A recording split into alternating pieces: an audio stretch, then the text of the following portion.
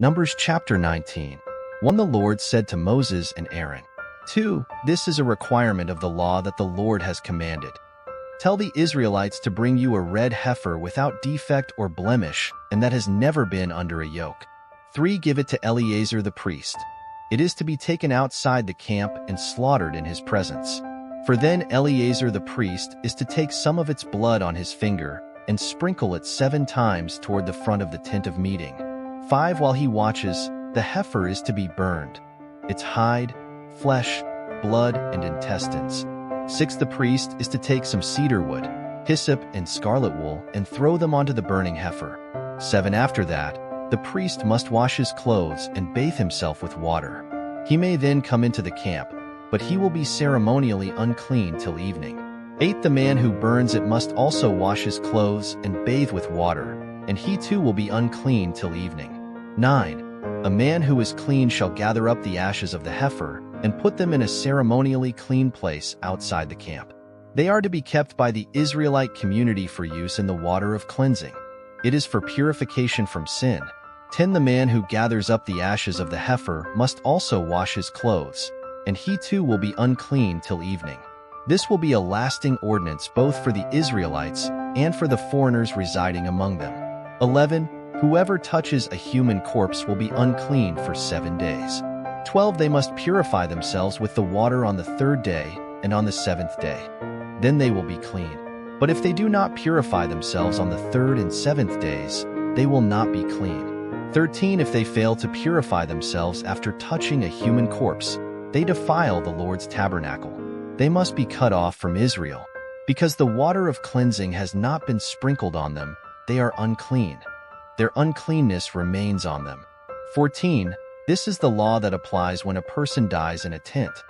Anyone who enters the tent and anyone who is in it will be unclean for 7 days. 15. And every open container without a lid fastened on it will be unclean. 16. Anyone out in the open who touches someone who has been killed with a sword or someone who has died a natural death, or anyone who touches a human bone or a grave, will be unclean for 7 days. 17. For the unclean person, put some ashes from the burned purification offering into a jar and pour fresh water over them. 18. Then a man who is ceremonially clean is to take some hyssop, dip it in the water, and sprinkle the tent and all the furnishings and the people who were there. He must also sprinkle anyone who has touched a human bone or a grave, or anyone who has been killed, or anyone who has died a natural death. 19. The man who is clean is to sprinkle those who are unclean on the 3rd and 7th days, and on the 7th day he is to purify them. Those who are being cleansed must wash their clothes and bathe with water, and that evening they will be clean.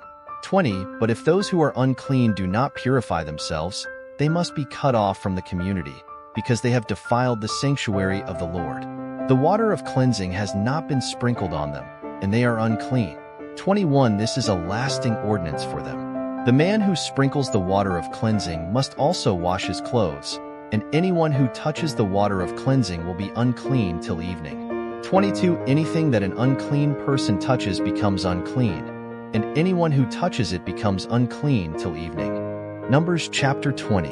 1. In the 1st month, the whole Israelite community arrived at the desert of Zin, and they stayed at Kadesh. There Miriam died and was buried. 2. Now there was no water for the community, and the people gathered in opposition to Moses and Aaron. 3. They quarreled with Moses and said, "If only we had died when our brothers fell dead before the Lord.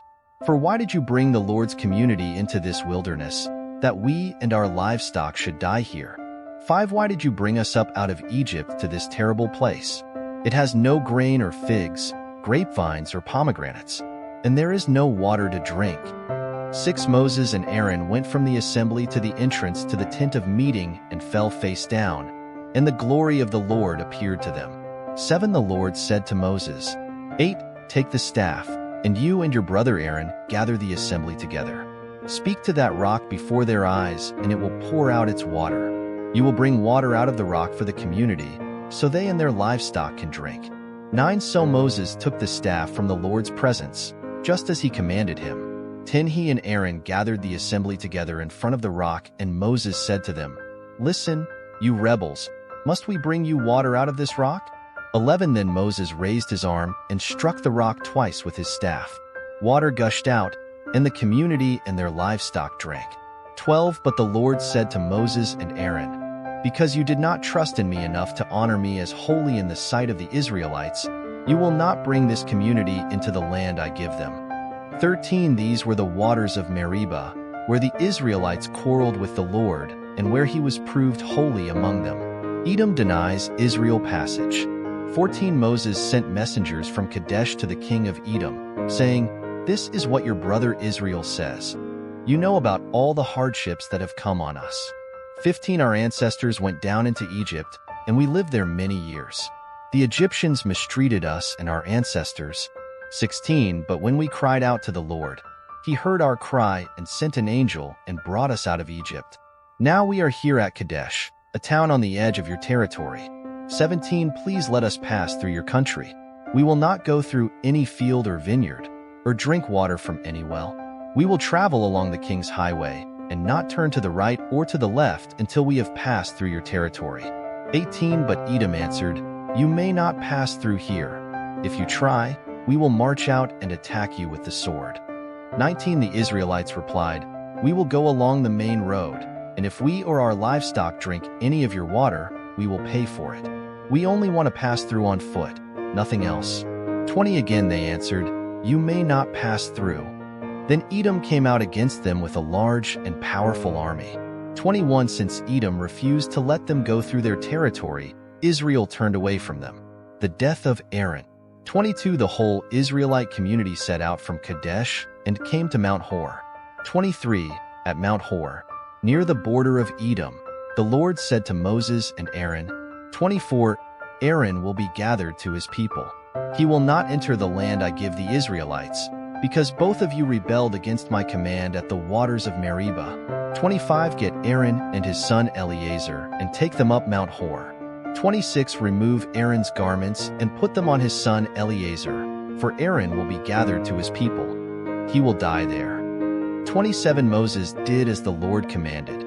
They went up Mount Hor in the sight of the whole community. 28 Moses removed Aaron's garments and put them on his son Eleazar, and Aaron died there on top of the mountain. Then Moses and Eleazar came down from the mountain. 29 And when the whole community learned that Aaron had died, all the Israelites mourned for him 30 days.